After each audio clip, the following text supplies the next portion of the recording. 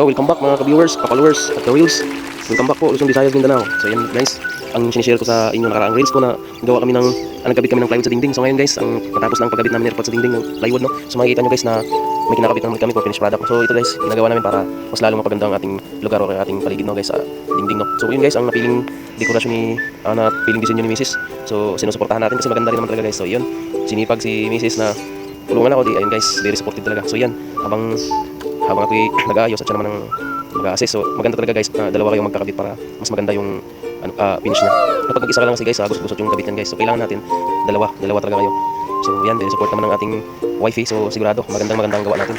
So yan guys, so makikita nyo ang aming dingding ay binalutan na ng wallpaper pa. So yan ang design niya guys. So maganda yan guys pag nakita nyo yung personal. So kayo guys, kung may mga panahon kayo o time na gawan mo para ng dingding nyo, so yan lang gagawin guys para mas lumiwanag at maganda tingnan ng inyong bahay sa loob.